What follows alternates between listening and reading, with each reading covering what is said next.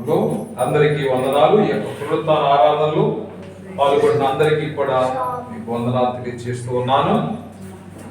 ఈరోజు మీ దేవుని బిడ్డలారా, మనం ధ్యానం చేస్తున్న వాక్యము యోబు గ్రంథము 23వ అధ్యాయం. యోబు గ్రంథము 23వ అధ్యాయము. మన చదివిన అధ్యాయంలో మరి చాలా విస్తారంగా ఉంది వాక్యం అయితే దీంట్లో, కానీ ఒక అంశాన్ని మనం ధ్యానం చేస్తూ ఉన్నాం. 10వ వచనం, నేను నడుచు మార్గము ఆయనకు తెలియను. ఆయన నన్ను శోధించిన తరువాత నేను సువర్ణం వలె కనబడుదును. నా పాదములు ఆయన అడుగుజాడలు విడువక నడిచినవి. నేను అటు ఇటు తొలగక ఆయన మార్గమును అనుసరించి తిని. దేవునికి స్తోత్రం. హల్లెలూయా. దేవుని మాట దీవించుగాక. అందుకు కలుమసుకోండి. ప్రేమానామములను నిలబడిన మా పరలోకపు తండ్రి, ప్రభా నీ దాసుడు నీ యొక్క వాక్యముని వినిపించుండగా నాయన ప్రభా, మీరు ప్రభా దున్నబడి విత్తబడుతున్న వాక్యం మా జీవితాల్లో నెరవేర్చండి. బిడ్డలు వింటున్న వాక్యం వారి హృదయాల్లో ఫలించినట్లు, వారి జీవితంలో ఆదరణ కలిగించినట్టు, వ్యర్థమైన మాటలు రాకుండా మీరే బోరగా ఉండినైనా నీ బిడ్డలతో మాట్లాడమని, ప్రతి ఒక్కరిని కూడా ప్రభా వినగల చెవులను దయచేయండి, అర్థం చేయగల మనసును దయచేయండి. ప్రభా నా యొక్క మాటల దోషములను మీరు సవరించినది, నీ వాక్కును బయలుపరిచి నీ యొక్క ఆత్మ అభిషేకంతో నీ బిడ్డలతో మాట్లాడమని యేసు పరిశుద్ధమైన నామములో అడిగి వేడుకుంటున్నాం తండ్రి. ఆమేన్. నేను నడుచు మార్గము ఆయనకు తెలియదు. 139వ కీర్తనలో మనం చూస్తూ ఉన్నాం. చాలా స్పష్టంగా భక్తుడు మనకు బయలుపరుస్తూ ఉన్నాడు. 139వ కీర్తన మరి దావీదు భక్తుడు చాలా స్పష్టమైనటువంటి విషయాలు మన యొక్క జీవితంలో దేవుడు ఏమేమి తెలుసుకున్నాడు మన గురించి అన్ని కూడా అక్కడ రాసి ఉన్నాడు. యెహోవా నీవు నన్ను పరిశోధించి తెలుసుకొని ఉన్నావు. ఎలా తెలుసుకున్నాడండి? పరిశోధించి తెలుసుకున్నాడు. నన్ను పరిశోధించి తెలుసుకొని ఉన్నావు. నేను కూర్చుండుట నేను లేచుట నీకు తెలియదు. నాకు తలకు పుట్టక మునిపే నీవు నా మనస్సు గ్రహించుచున్నావు. నా నడకను నా పడకను నీవు పరిశీలన చేసి ఉన్నావు. నా చర్యలన్నింటినీ నీవు బాగుగా తెలుసుకొని ఉన్నావు. యెహోవా నా మాట నా నాలుకకు రాక మునిపే అది నీకు పూర్తిగా తెలిసి ఉన్నది. దేవునికి స్తోత్రం. హల్లెలూయా. యెహోవా నీవు నన్ను ఎలా తెలుసుకున్నాడు మనల్ని? ఈ అండర్స్టూడ్ అంటే ఆయన మనల్ని టెస్ట్ చేశాడు. ఆయన టెస్ట్ చేసిన తర్వాత పరిశోధన అంటే ఒక రీసెర్చ్, పిహెచ్డి చేస్తున్న క్యాండిడేట్ అది రీసెర్చ్, పరిశోధన అంట. శోధన అనేది టెంప్టేషన్. ఒక క్రిస్టియన్కి శోధన అంటే ఒక టెంప్టేషన్. అంటే యేసు ప్రభు వారిని కూడా శోధన అంటే ఏంటి? శోధనలు రెండు రకాలు. ఒకటి ఏంటంటే ఒక రకమైన శోధన మనం కల్పించుకుంటాం, రెండవ శోధన సాతానుడు పెడతాడు. దేవుడు శోధిస్తున్నాడంట. దేవుడు ఎవరిని శోధించడు అని వాక్యం చాలా స్పష్టంగా చెప్తుంది. నీ అంతటా నీవు తెచ్చుకున్న సమస్యలు కొన్ని. ఇప్పుడు షుగర్ ఉన్న వాళ్ళు ఏం చేయాలి? స్వీట్ కొంచెం కంట్రోల్ చేయాలి. ఇప్పుడు నువ్వు షుగర్ తింటే ఏమవుతుంది? షుగర్ స్వీట్ పదార్థాలు తింటే షుగర్ ఎక్కువ అవుతుంది. అంటే ఇది ఏంటిది? ఒక టెంప్టేషన్. స్వీట్ అనేది ఒక శోధన. సో దాన్ని చూడడమే మనము దానికి ఆశపడి టేస్ట్ చూడాలని మనుషులు కాబట్టి సహజ లక్షణం అది. సో కంట్రోల్ చేసుకోలేదు. కొన్నిసార్లు బీపీ ఉన్న వాళ్ళు సాల్ట్ కంట్రోల్ చేసుకోలేదు. పచ్చడి తింటే చాలు నోరు ఊరిపోతుంది. మరి అది తినడం వల్ల బీపీ పెరుగుతుందని వాళ్ళు తెలుసు. అయినప్పటికీ అంటే అది హ్యూమన్ ఇన్స్టింక్ట్. వాళ్ళలాగా స్వభావ సిద్ధంగా ఇలాంటి గుణాలు మనుషుల్లో ఉంటాయి. మనకి లిమిట్ గా తినాలి. మనం కొన్నిసార్లు తింటాము, కడుపులో పోతుందని చెప్పి బాధపడతా ఉంటాం. కొన్నిసార్లు దేవుడు చేయొద్దన్న పనులు చేస్తాము, ఇబ్బంది పడుతూ ఉంటాం. దేవుడు కొన్నిసార్లు నేను ఆ పని చేయొద్దనడేమో, ఒకవేళ చేసేవేమో, చేసి దాని వల్ల ఇబ్బంది పడుతూ ఉంటాం. ఇవన్నీ కూడా మనం తెచ్చుకున్నటువంటి శోధన. సో ఇప్పుడు నీవు నన్ను పరిశోధించి తెలుసుకుని ఉన్నావు. So he knows about you after testing. అంటే నీ గురించి టెస్ట్ చేసిన తర్వాత ఆయన నేను తెలుసుకున్నాడు. ఏంటి? నేను కూర్చుండుట నేను లేచుట నీకు తెలియదు. నేను కూర్చుండుట నేను లేచుట నీకు తెలియదు. తర్వాత తలంపు పుట్టక మునిపే నీవు నా మనసు గ్రహించుచున్నావు. సో ఇప్పుడు అంటే తలంపులు అనేవి ఆలోచన రాక మునిపే నా ఆలోచన కూడా చెప్పేస్తున్నా. కొంతమంది చెప్తారు ఏంటి మ్యాజిక్ ఏంటి, నేనేమనుకో నువ్వు చెప్పేసి కరెక్ట్గా అంటా ఉంటాం మనం. ఆ విధంగా ప్రియదేవుని బిడ్డలారా, ఆలోచనలు తలంపులు అన్నీ కూడా ఆయన గ్రహించి ఉన్నాడు. నా నడకను నా పడకను నీవు పరిశీలన చేసి ఉన్నావు. నా చర్యలన్నింటినీ నా అనుదిన కార్యక్రమాలన్నింటినీ కూడా నువ్వు బాగుగా తెలుసుకుని ఉన్నావు. మాట నా నాలుకకు మునిపే మాట నా నాలుకకు రాక మునిపే అది నీకు పూర్తిగా తెలిసి ఉన్నది. దేవునికి స్తోత్రం. ఈ విధంగా దేవుడు మనల్ని తెలుసుకుని ఉన్నాడు. మన నడకను పడకను మన కార్యములను సమస్తమును ఆయన తెలుసుకుని ఉన్నాడు. అంటే దేవుడు మరి ఇక్కడ ఏమంటున్నాడు, నేను నడుచు మార్గము ఆయనకు తెలియదు అన్నాడు. యోబు గ్రంథం 23:10 ఏమన్నాడు, నేను నడుచు మార్గము ఆయనకు తెలియను. ఆయన నన్ను శోధించిన తర్వాత నేను నడిచే మార్గం ఆయన తెలిసిపోయింది. ఇప్పుడు నేను ఏ మార్గంలో వెళ్తాను, నేను ఏమి చేస్తాను, ఏమి ఆలోచిస్తాను, ఏమి మాట్లాడతాను అన్ని కూడా ఆయన తెలుసుకొని ఉన్నాడు. సో అంటే ఇప్పుడు నీ గురించి ఆయనకు సమస్తము తెలుసు. అంటే you are no more your self. నీవు కాదు. అందుకే ఆయన ఏమన్నాడు, నీవు నా సొత్తు అన్నాడు. దేవునికి స్తోత్రం. హల్లెలూయా. మనం ఎవరమండి? ఆయన సొత్తు. ఆయన వెలనిచ్చి నిన్ను నన్ను కలువరిగిలో చిందించిన రక్తము చేత మనలను కొని ఉన్నాడు. వెలనిచ్చి క్రయధనముగా ఆయన క్రయధనముగా మారిపోయాడు. తన రక్తాన్ని నీ కొరకు చెల్లించాడు.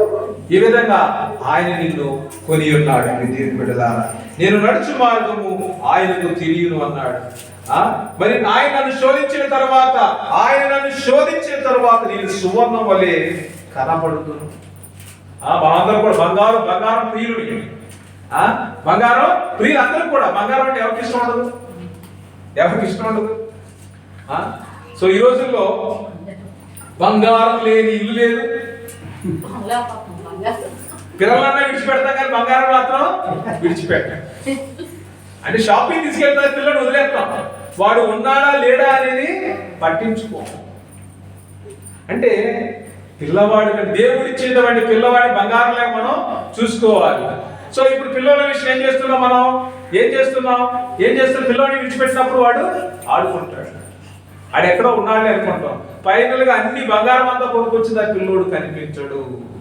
అప్పుడు అనౌన్స్ చేస్తా ఉంటారు, బాబు తప్పిడు ఎవరు చూశారని అనౌన్స్ చేస్తా ఉంటారు. ఈ బంగారం కంటే ఆ బంగారం చేశారు అసలైన బంగారాన్ని. ఈ బంగారం ఇప్పుడు టెంపరీగా ఉపయోగపడుతుంది. పర్మనెంట్ ముసలి వృద్ధాప్యంలో చూసేది వాడే. ఆ బంగారం మర్చిపోవటం వల్ల జస్ట్ ఆయన ఒక క్షణము నిన్ను మర్చిపోతే వీఆర్ నో మోర్. కన్న తల్లి అయినా నిన్ను మర్చిపోతేమో కానీ నేను నిన్ను మర్చిపోను. చూడు, నా అరచేతులు నీ పేరు రాశాను. Who can say like that? ఎవరు చెప్పగలరు అలాగా? పిల్లలు కొన్నిసార్లు పేరు చూసి పెడతా ఉంటారు పేపర్ మీద రాసేసి. అబ్బాయిలకి అమ్మాయి పేరు రాస్తారు, అబ్బాయిలకి అబ్బాయిల పేరు రాస్తారు. అంటే they wrote on the paper. They పేరు అంటే వాళ్ళు అదే అనుకుంటారు, ప్రపంచం అదే అనుకుంటారు. సో ఇప్పుడు మనము దేవుని సన్నిధిలో ఉన్నాం. అంటే మనకి ఒక రూఢి అయిన విషయం ఏంటంటే ఈ పేరు ఎవరు రాసినా రాయిపోయినా ఆయన మాత్రం తన యొక్క స్వహస్తాల మీద రాస్తున్నాడు. This love is greater than any other love in the world. భూమి మీద ఉన్న ప్రేమలన్నిటి కంటే కూడా క్రీస్తు ప్రేమ ప్రగాఢమైనటువంటిది. ఈ ప్రేమకు సాటి లేదు. అందుకే ఆయన నీ గురించి రీసెర్చ్ చేసి నువ్వు ఇలాంటి వాడివి ఎలాంటి వాడివైనా కానీ ప్రేమలో దోషము లేకుండా కల్మషము లేకుండా, ఆయన ప్రేమలో వేరియేషన్ లేదు, ఆయన ప్రేమలో మార్పు లేదు. సూర్యుడు భూమి ఇవన్నీ కూడా స్థానభ్రంశాలు, రొటేట్ అవుతూనే ఉంటాయి. కానీ ఆయన ప్రేమలో ఏ మాత్రం మార్పు లేదు. ప్రేమ స్థిరమైన ప్రేమ, మారని ప్రేమ. అంతగా దేవుడు నిన్ను నన్ను ప్రేమించాడు కాబట్టి మన యొక్క దినచర్యను, నేను చేయు కార్యములన్నింటినీ ఆయన తెలుసుకొని ఉన్నాడు. సో ప్రియమైన బిడ్డలారా, ఆయన నన్ను శోధించిన తర్వాత నేను సువర్ణం వలె కనబడుదు. బంగారం కూడా ఎక్కడి నుంచి వస్తాయండి? బంగారం డైరెక్ట్ గా రాదు. మట్టి నుంచి బంగారం వస్తుంది. మట్టిని వడపోతే, మట్టిని శోధిస్తే, మట్టిని నీటి చేత శుద్ధి చేస్తే ఏమొస్తుంది? బంగారం అనేది కనిపిస్తూ ఉన్నది. దేవునికి స్తోత్రం. అంతేగాని డైరెక్ట్ బంగారు గన్ను అంటారు. వజ్రాల గన్ను ఉండవు, బంగారు గన్ను ఉండవు. వజ్రాల గన్ను బంగారు గన్ను డైరెక్ట్ గా ఏది ఒక కేజీ తవ్వుకుని అంటే కుదరదు. నువ్వేదో అర్థమైందా? ఒక 2 సెంట్లో 3 సెంట్లో తవ్వితే నీకు ఎంతో కొంత 1 కేజీ 2 కేజీలు బంగారం దొరకవచ్చు. That may be the I don't exact the research. So అలాగా అంటే డైరెక్ట్ గా బంగారం ముద్దలు ఎక్కడ దొరకమండి? మట్టి నుంచి శుద్ధి చేస్తే బంగారము వస్తువున్నది. అదే వాక్యాన్ని పేతురు గారు అంటారు. 1 పేతురు 1వ అధ్యాయము 7వ వచనం. 1 పేతురు 1వ అధ్యాయము 7వ వచనం. ఎవరైనా తీస్తే వాక్యం చదవచ్చు. 1:7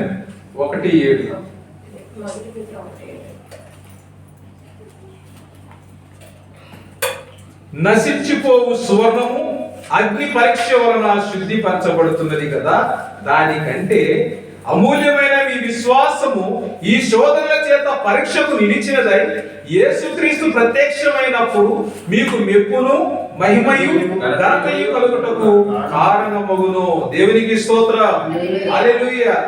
నశించిపోవు సువర్ణము అగ్ని పరీక్ష వలన అది శుద్ధి చేయబడుతున్నది. అంతేగాని డైరెక్ట్ బంగారం తోపులు రావట్లేదు. మనం బంగారము శుద్ధి గావించబడుతున్నది, అగ్నిలో పరీక్ష చేయబడుతున్నది. The originality of the gold is tested in the fire.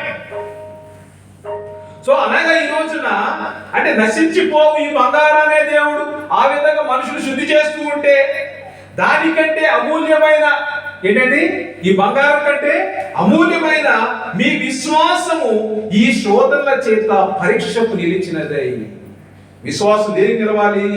పరీక్షలో నిలవాలి. దానికంటే అమూల్యమైన మీ విశ్వాసం ఈ శోధన చేత పరీక్షకు నిలిచినదై యేసుక్రీస్తు ప్రత్యక్షమైనప్పుడు మనకి ఏం కలుగుతుంది? మెప్పు కలుగుతుంది, మహిమ కలుగుతుంది, ఘనత కలుగుటకు ఏమి కారణము? మన విశ్వాసము కారణం. దేవునికి స్తోత్రం. హల్లెలూయా. ఈ విధంగా దేవుడు మరి ఈ యొక్క శ్రమలు లైఫ్ లాంగ్ ఎవరికి కూడా ఆయన దేవుడు. కొంతమంది చూసినప్పుడు వాళ్ళ పరిస్థితి ఎలా ఉంటుందంటే బెటర్ మంచానికి అతుక్కుపోతారు. కానీ దే నెవర్ స్టాప్ దేర్. అంతేగా నా కాళ్ళు లేవు, చేతులు లేవు అని చెప్పేసి అలా కురిగిపోరు వాడు. ఎవరు కురిగిపోతారు? అన్ని ఉన్నవాడు కురిగిపోతాడు. అన్ని ఉన్నవాడు, అవయవాలన్నీ బాగున్నవాడు ఏమైపోతాడు? కురిగిపోతాడు జీవితంలో. అవయవాలు ఏం చేస్తాడంటే దీనికి ట్రై చేస్తాడు. ఏం చేస్తాడండి? వాడు ప్రయత్నం చేస్తాడు కాబట్టి చాలా ధైర్యంగా ఉంటాడు. వాడికి మనోధైర్యం ఎక్కువ. అవయవం హ్యాండిక్యాప్ పీపుల్కి, దివ్యాంగులకి ఏమంటే వాళ్ళకి గుండె నొప్పి ఎక్కువ, ధైర్యం ఎక్కువ వాళ్ళకి. They never get scared. ఈ రోజున అన్ని అవయవాలు బాగున్నా మనము భయపడిపోతున్నాం. కొంచెం కాలము మీకు దుఃఖము కలుగుచున్నది, కొంచెం కాలము మీకు దుఃఖము కలుగుచున్నది, అంతేగాని స్థిరమైంది కాదు. కాబట్టి ప్రియమైన ప్రభు మరి ఈ రోజున ఆ బంగారము మరి ఏ విధంగా శోధన ఎదుర్కొని నిలబడుతుందో దానికంటే అమూల్యమైన మీ విశ్వాసాన్ని మరి ఆయన స్థిరపరచుకోండి. దాని వల్ల కలిగే మెప్పు కొరకు మీరు ప్రయాసపడ్డని ప్రభు జ్ఞాపకం చేస్తూ ఉన్నాడు. ప్రియమైన తర్వాత 40 సంవత్సరాలు ఇజ్రాయేల్ ప్రజల్ని శోధించాడు. 40 సంవత్సరాలు చూడండి. ద్వితీయోపదేశకాండం 8వ అధ్యాయము 2వ వచనం. ద్వితీయోపదేశకాండము 8వ అధ్యాయము 2వ వచనం. ద్వితీయోపదేశకాండం 8:2.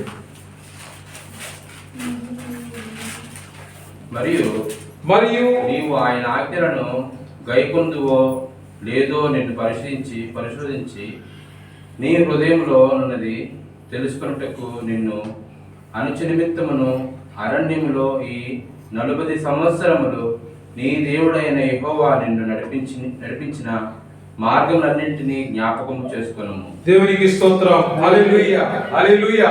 ఇదే పెట్టారా ఆయన ఎందుకు నడిపించారండి వాళ్ళని 40 సంవత్సరాలు? ఎందుకు నడిపించారంటే వాడు ఈ యొక్క ఆజ్ఞలు గైకొంటారో లేదో ఒక పరీక్ష. దేవుని మాట వింటారో లేదో పరీక్ష. మనం ఒక పక్షి పట్టుకున్నప్పుడు, పౌరం పట్టుకున్నప్పుడు డైరెక్ట్ గా దాన్ని పట్టుకున్నదా దొరికింది కదా, దాన్ని మళ్ళీ ఇంట్లో ఉందని చెప్పి వదిలేయండి. దాని రెక్కలు, ఆ గోర్లు కత్తిరించేస్తాం. ఎందుకంటే అది ఎగరకుండా ట్రిమ్ చేస్తాం. దాని రెక్కల్ని ట్రిమ్ చేసి అది ఎగరదు. అందుకే దొరికింది కదా, ఉంటది కదా, వదిలేసాం అనుకోండి ఇంట్లో, అదేమవుతుంది నెక్స్ట్ మూమెంట్ ఎగిరిపోతుంది. అలాగా ఇజ్రాయేల్ ప్రజలకి డైరెక్ట్ గా దేవుడు ఎర్ర సముద్రం దాటించిన తర్వాత వాళ్ళ ముందున్నటువంటి యాత్ర అరణ్య యాత్ర. అరణ్యంలో నడవడం చాలా కష్టంతో కూడుకున్నటువంటి, డైరెక్ట్ గా వాడు 10, 9 రోజులు 11 రోజులు డైరెక్ట్ గా వాగ్దానం రీచ్ అయిపోయేవాడు. కానీ 40 సంవత్సరాలు టెస్ట్ చేశాడు. నీ జీవితంలో కూడా దేవుడు టెస్ట్ చేస్తాడు, చేస్తూనే ఉంటాడు. దేవుని స్తోత్రం. హల్లెలూయా, హల్లెలూయా. దేవుడు టెస్ట్ చేస్తాడు, చేస్తూనే ఉంటాడు. It is a continuous comprehension. CC pattern introduce చేశారు పిల్లలకి. అంటే ఎడ్యుకేషన్ లో కూడా నిరంతర మూల్యాంకన ప్రక్రియ జరుగుతూ ఉన్నది.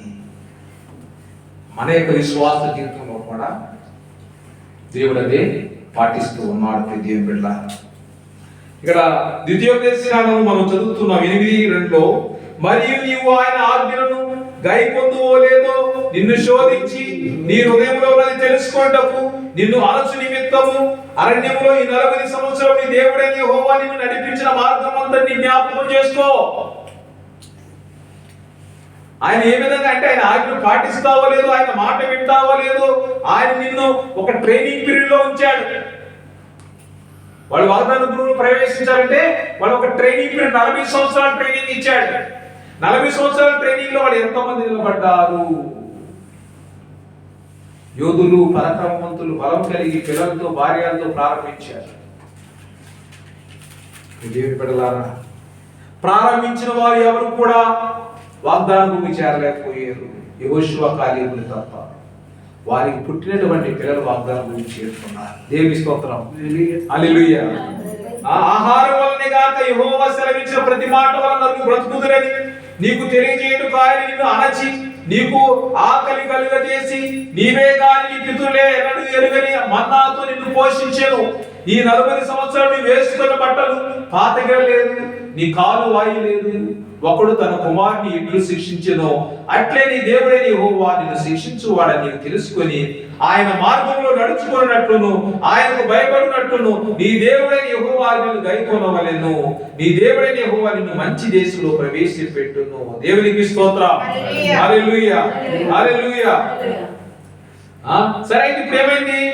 ఇప్పుడు వాళ్ళు 40 సంవత్సరాలు ప్రయాణం చేసేసి వాగ్దానం వచ్చి తర్వాత వాళ్ళు చూడాలి పరిస్థితి ఎలా ఉందో. 11 వచ్చిన నేడు నేను నీకు ఆజ్ఞాపించి ఆయన ఆజ్ఞలను విధులను కట్టడం నీవు అనుసరింపు. నీ దేవుడైన యెహోవాను మరచి కడుపార తిని మంచి ఇళ్ళు కట్టించుకొని వాటిలో నివసింపగా నీ పశువులు, నీ గొర్రె మేకలు వృద్ధి అయ్యి నీకు వెండి బంగారం విస్తరించి నీ కలిగినంతటి వర్తిల్లినప్పుడు నీ మనస్సు మదించి దాసుల గృహమైన ఐగుప్తు దేశములో నేను రప్పించి నీ దేవుడైన యెహోవాను మరచిదివేమో. అంటే దాన్ని మర్చిపోతావేమో. తర్వాత తుదకు నీకు మేలు చేయవని తాపకరమైన పాములను, తేళ్లు కలిగి ఎడారి అని నీళ్లు లేని భయంకరమైన గొప్ప అరణ్యంలో ఆయన నడిపించను. రాతి బండ నుండి నీకు నీళ్లు తెప్పించను. తుదకు నీకు మేలు చేయవలని నిన్ను అరుచుటకును శోధించుటకును నీ పితరులు ఎరుగని మన్నాతో అరణ్యములో నిన్ను పోషించాను. అయితే మీరు మా సామర్థ్యము, మా బాహుబలము, ఇంత భాగ్యం మాకు కలుగజేసి అనుకుందురేమో. ఇది నా బలము, నా శక్తి. రిటైర్మెంట్ పాస్టర్స్ చాలా మంది ఉంటారు. నేను చాలా సార్లు చెప్పి ఈ మాట, క్షమించాలి. రిటైర్మెంట్ పాస్టర్స్ చాలా మంది రిటైర్మెంట్ అయిన తర్వాత ఏ బాధ ఉండదు. ఏముండదండి? ఏ బాధ ఉండదు. నేను స్వాప్ చేస్తాను క్రీస్తుగా ఎప్పుడు? రిటైర్మెంట్ అయిన తర్వాత. ప్రదేవుని బిడ్డలారా, అంటే వయసంతా ఉడికిన తర్వాత సారా ఏమంది?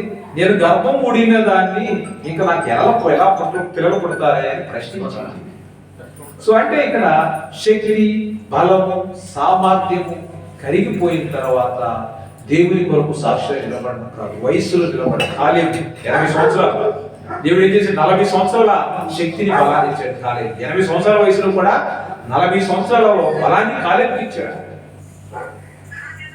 దేవుని బిడ్డలారా, ఈ రోజున మనము ఆయన మనల్ని ఆయన ఏమన్నాడు, ఏ విధంగా అయితే నువ్వు ఇప్పుడు అన్ని కూడా ఇల్లు కట్టుకుని సుఖాన్ని చూద్దాం అనుకుని దేవుడు మర్చిపోతావేమో జాగ్రత్త అంటున్నాడు. జాగ్రత్త అని జ్ఞాపకము చేస్తూ ఉన్నాడు. ఆ తర్వాత దేవుని బిడ్డలారా 19వ వచనం, ద్వితీయోపదేశకాండం 8:19, నీవు ఏ మాత్రమైన నీ దేవుడైన యెహోవాను మరచి ఇతర దేవతలను అనుసరించి పూజించి నమస్కరించిన యెడల మీరు నిశ్చయముగా నశించిపోదురని నేను మిమ్మల్ని గూర్చి నేను సాక్ష్యం పలికినాను. నీ ఎదుటిలో కూడా యెహోవా నశింపచేయుచున్న జనములు వినకపోయినట్టు మీ దేవుడైన యెహోవా మాట మీరు వినకపోయినట్లా మీరునో వారి వలనే నశించేదరు. అంటే దేవుడు చాలాసార్లు అనుకుంటాం, ఏమండి ఈ రోజున దేవుడు మనల్ని సుఖంగా తినే విధంగా, పడుకునే విధంగా, హాయిగా బ్రతికే విధంగా చేశాడండి. ఇది దేవుని కృప, దేవునికి స్తోత్రం. హల్లెలూయా, హల్లెలూయా. ఇప్పుడు మనకేంటంటే సామర్థ్యం పెరిగిందా, ధనం పెరిగిన తర్వాత ఒకవేళ దేవుని మర్చిపోతామేమో, ఆ విషయాల్లో జాగ్రత్తగా ఉండమని ప్రభు జ్ఞాపకం చేస్తూ ఉన్నాడు. ఏబులో ఉన్న విశ్వాసం గొప్పది కాదు. స్నేహితులందరూ కూడా హేళన చేస్తూ ఉన్నారు. ఆయన నన్ను శోధించిన తర్వాత నేను సువర్ణమలి అవుతుంది. ఎంత స్పష్టంగా చెప్పాడండి. అసలు ఇట్స్ ఎ వండర్ఫుల్ టెస్టిమనీ. చాలా మంది అనుకుంటారు యోగు జీవితంలో అంతా కోల్పోయాడు, శ్రమలు పడ్డాడు అంటారు. కానీ శ్రమలో కూడా ఆయన ఇచ్చినటువంటి సాక్ష్యము అద్భుతం. ఆయన నన్ను శోధించిన తర్వాత నేను సువర్ణమలి అవుతాను. ఎవరు చెప్తారు ఆ మాట? అందుకే సామెతల గ్రంథం 17 చూడండి, సామెతల గ్రంథం 17:3 ప్రభు ఒక మాట జ్ఞాపకం చేస్తున్నాడు. మనమందరం కూడా ఎవరెవరో మనల్ని శోధిస్తున్నారు, కానీ హృదయాలను శోధించువాడు ప్రభువే.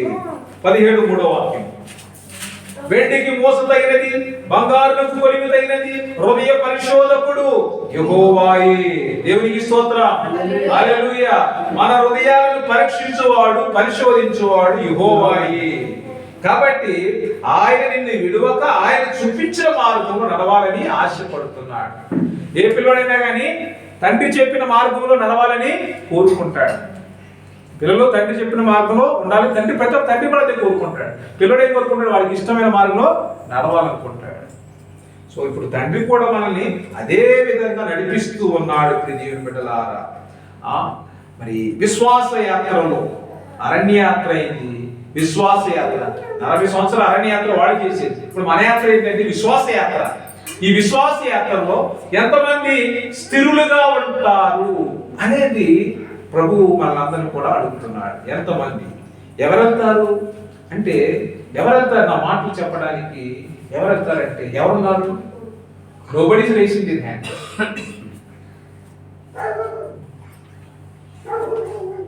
నేనున్నాను ప్రభువా, నేనున్నాను ప్రభువా, send me, I'm ready to go అని అంత యాక్సెప్టెన్స్ మనలో ఉండాలి. ఇక్కడ యాకోబు పత్రిక 1వ అధ్యాయము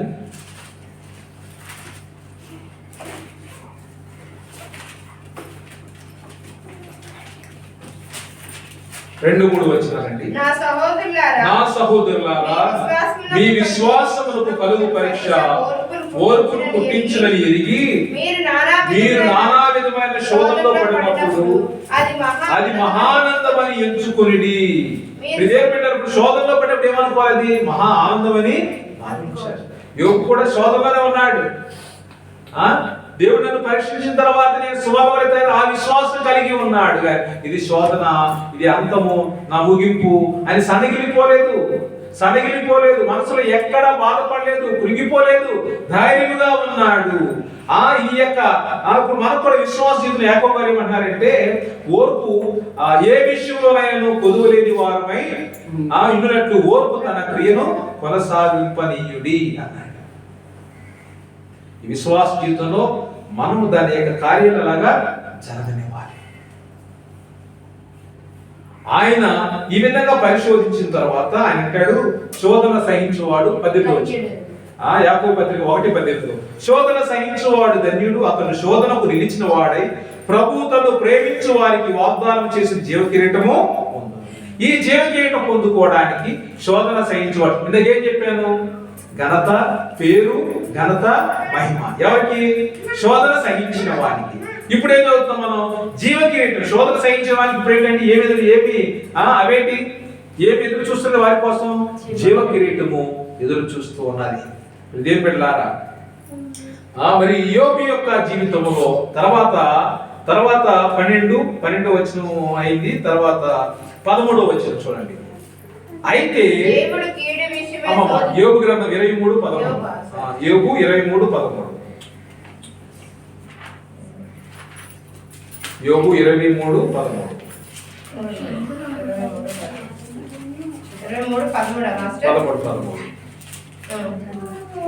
అయితే ఆయన ఏక మనస్సు గలవాడు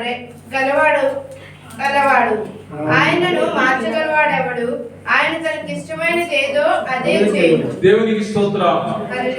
అయితే ఆయన ఏక మనస్సు గలవాడు, ఆయనను మార్చగలవాడు ఎవడు?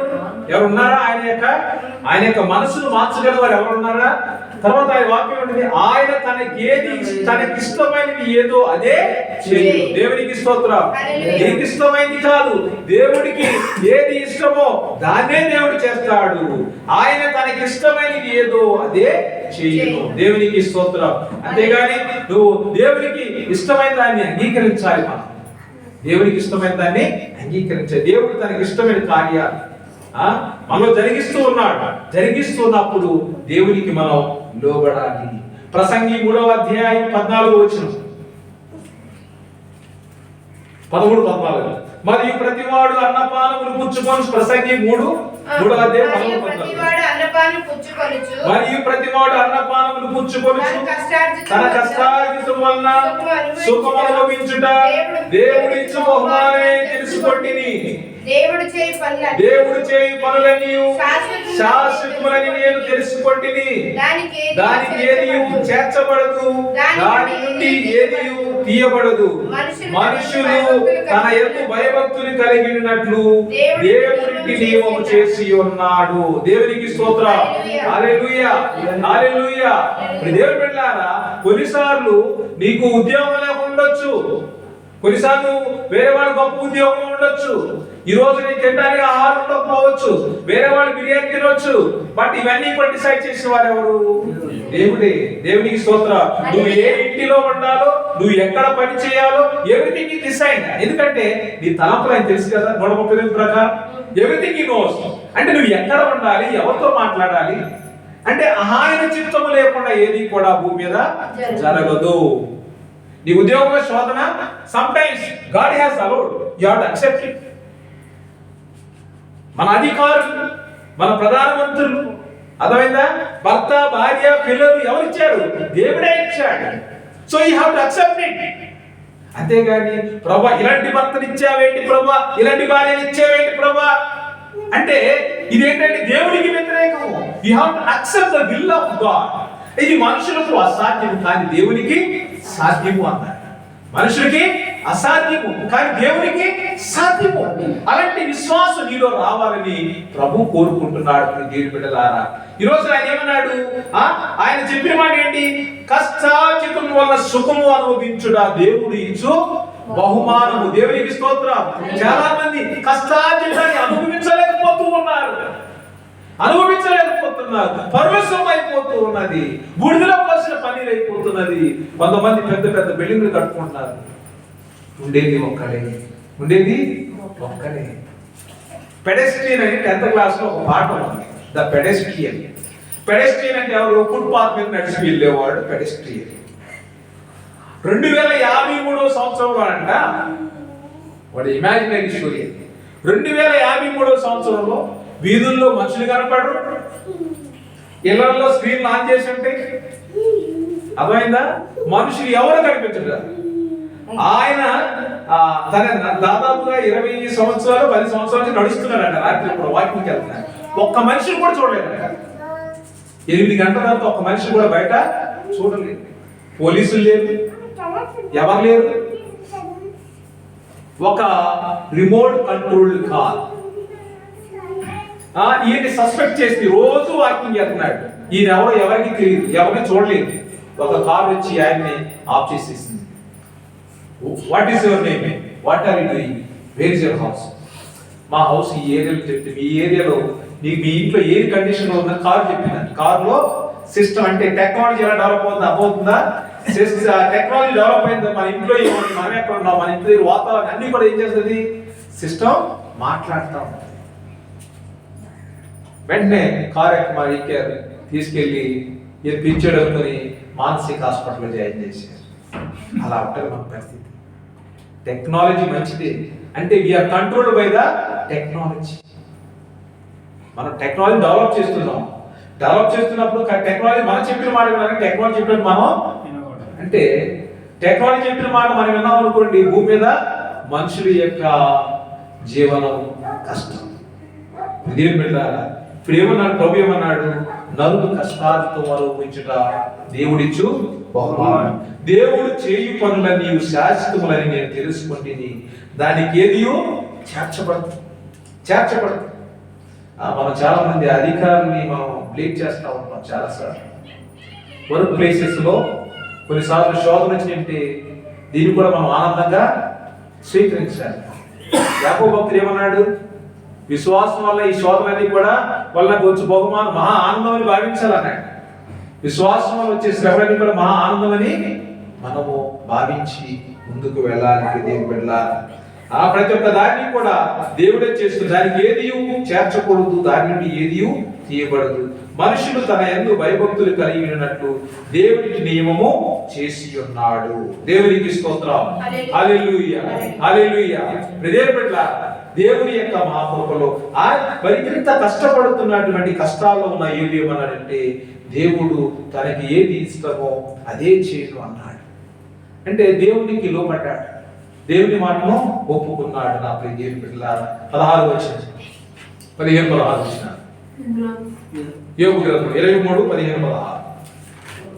కావున ఆయన సన్నిధి నేను కలవరపడుచున్నాను.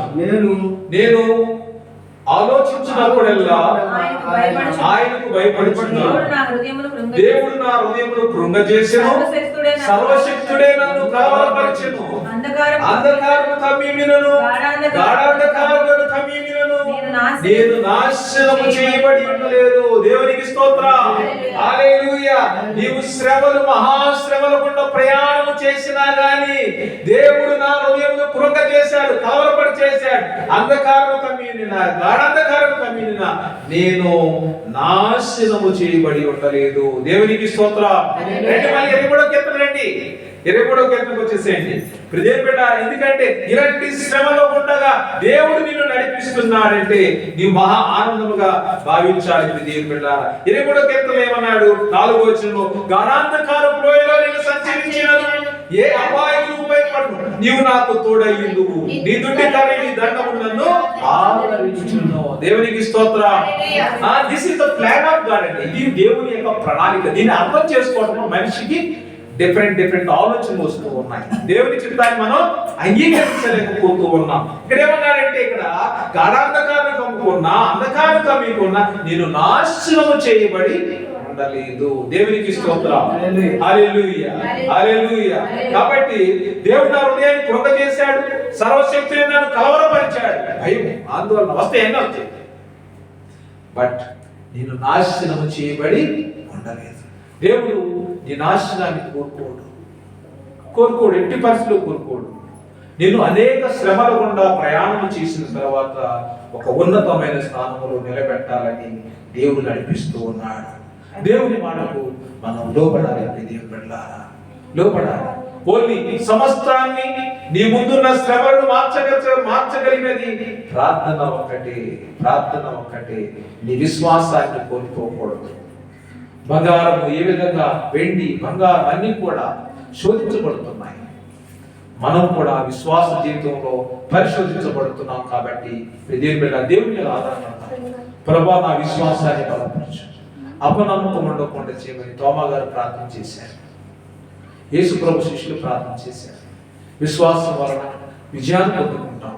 కాబట్టి దేవుని నామాన్ని మహిమపరుస్తూ ఆయన ఇచ్చే జీవక్రియను పొందుకోవడానికి మన విశ్వాస యాత్రలో నిలకడగా ఆయన ఆజ్ఞకి లోబడి 40 సంవత్సరాలు నడిపించి మీరు నా మాట వింటారో లేదో అని ప్రభు వారిని టెస్ట్ చేశాడు. వాళ్ళు ఒకవేళ అన్ని సమకూరిన తర్వాత ఆయన్ని విడిచిపెట్టి వెళ్ళిపోతారేమో అనుకున్నాడు.